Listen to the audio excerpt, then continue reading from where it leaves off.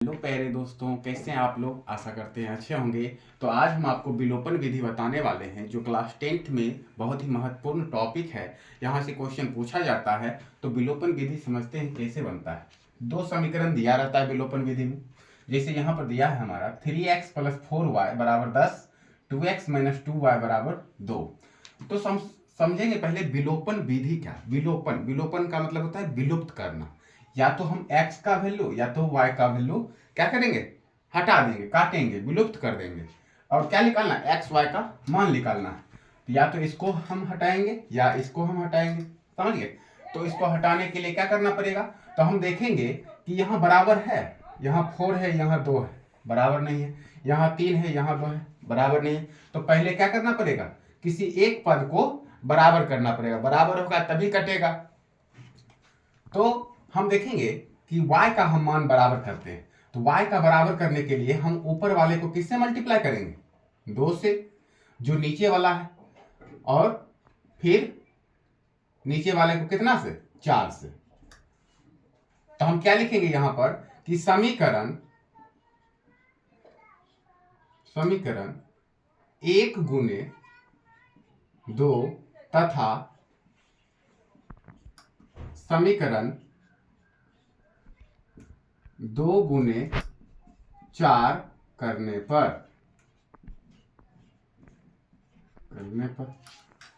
ठीक, समीकरण 1 और तथा समीकरण 2 को हम क्या किए, मल्टीप्लाई किए। अगर हम y का वैल्यू अभी यहाँ पर बराबर कर रहे हैं, अगर y का नहीं करते x का करते, तो समीकरण 1 गुने 2 और समीकरण 2 गुने 3, क्योंकि x वाला बराबर करना है तो समीकरण 2 को 3 से मल्टीप्लाई करना पड़ेगा, 1 को 2 से मल्टीप्लाई करना पड़ेगा। अब मल्टीप्लाई करते हैं तो 3 दूना क्या हो जाएगा, 6x, फिर 4 दूना 8 प्लस 4 दूना 8y, यहाँ लिख देंगे 8y बराबर।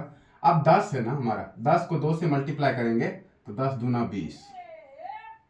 ठीक, इसको हम ठीक से लिख देते हैं आपको।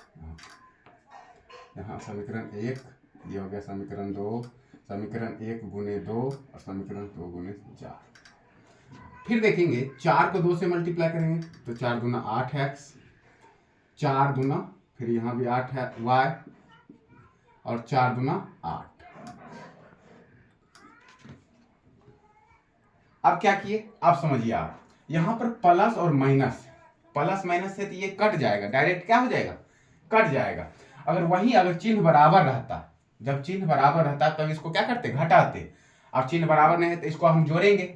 अब प्लस माइनस है, चिन्ह बराबर है नहीं है, तो हम इसको क्या करेंगे, जोड़ेंगे। तो यहाँ ये भी लिख सकते हैं, समीकरण 2 गुने 4 करने पर, अब इसको हम जोड़ते हैं तो 6x 8x कितना हो जाएगा, 14x। जब जोड़ते हैं ना तो चिन्ह नहीं बदलता है, जब घटाएंगे तभी चिन्ह बदलेगा।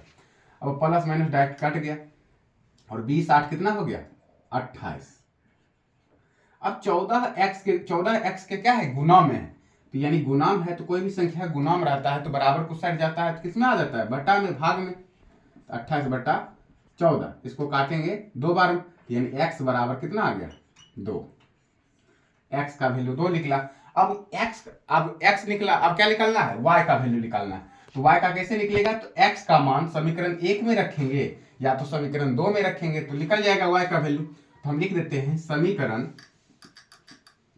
1 में x का मान रखने पर, x का मान रखने पर, ठीक। अब समीकरण 1 क्या है हमारा, 3x + 4y = 10, 3x + 4y = 10। अब x का वैल्यू रखते हैं तो 3 गुने x का वैल्यू 2 प्लस 4y = 10। अब 3 दूना 6 प्लस 4y = 10। अब ये प्लस का 6 बराबर को सट गया तो माइनस का हो जाएगा, तो 4y = 10 और प्लस 6 तो उधर गया तो -6, 10 - 6, तो 4y बराबर 10 में 6 गया तो 4 बचा। अब y बराबर, y के गुना में 4 है तो 4 बटा 4 काटेंगे तो कितना आ गया, y बराबर 1। तो यही निकालना था, विलोपन विधि से x का वैल्यू और y का वैल्यू ज्ञात करना था। तो यही हो गया आंसर। इसी तरह से आप विलोपन विधि को बनाएंगे। सबसे पहले जब क्या करना है, या तो x का या तो y का वैल्यू को बराबर करना है। और बराबर करने पर देखेंगे कि चिन्ह कैसा है, प्लस और माइनस में तो डायरेक्ट कट गया, अगर प्लस प्लस में रहेगा तो उसको क्या करेंगे, घटाएंगे। ठीक, अभी क्या किए, जोड़े हैं।